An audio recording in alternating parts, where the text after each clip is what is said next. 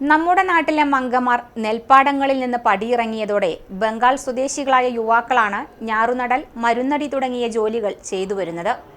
എന്നാൽ കാലക്രമേണ ഇതര സംസ്ഥാന തൊഴിലാളികളുടെ കൂലി വർദ്ധിച്ചതും ജോലിയിലെ അശ്രദ്ധയും കർഷകരെ വലിയ പ്രതിസന്ധിയിലാക്കി. പാടത്തിന്റെ അരികുകളിലെല്ലാം നല്ല രീതിയിൽ നടുന്ന ഇതര സംസ്ഥാനക്കാർ കണ്ടത്തിന് നടുക്കെത്തിയാൽ കള്ളത്തരം കാണിക്കുകയും ചെയ്യുന്നതായി കർഷകർ പരാതിപ്പെട്ടു. ഈ സാഹചര്യത്തിലാണ് കർഷകർ പൂർണ്ണമായും യന്ത്രങ്ങളിലേക്ക് തിരിയുന്നത്. വരമ്പുവെക്കലും കളപറിക്കലും മാറ്റി നിർത്തിയാൽ ഞാറുനടൽ, മരുന്നുതളി, കൊയ്ത്ത് തുടങ്ങിയ മറ്റെല്ലാ പണികൾക്കും യന്ത്രങ്ങൾ ഉപയോഗിക്കുന്നത് ഏറെ സമയവും പണവും ലാഭിക്കുന്നതായി കർഷകർ സാക്ഷ്യപ്പെടുത്തുന്നു. 1 മണിക്കൂർ കൊണ്ട് 1/2 ഏക്കർ വയലിൽ ഞാറുനടൽ പൂർത്തിയാക്കാൻ യന്ത്രങ്ങൾക്ക് കഴിയുമെന്നത് വലിയൊരു നേട്ടമാണ്.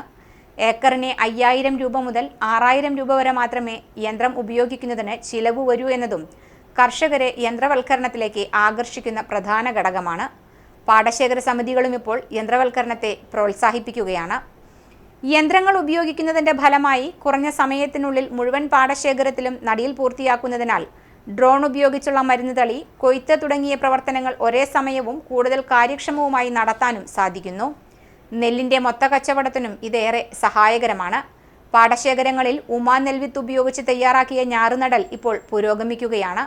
പണ്ടുകാലത്ത് മനുഷ്യശക്തിയായിരുന്നു കൃഷിയുടെ അടിസ്ഥാനമായിരുന്നതെങ്കിൽ ഇന്ന് സാങ്കേതിക വിദ്യയും യന്ത്രവൽക്കരണവും നെൽകൃഷിയിലും വലിയ മാറ്റങ്ങളാണ് വരുത്തിയിരിക്കുന്നത്.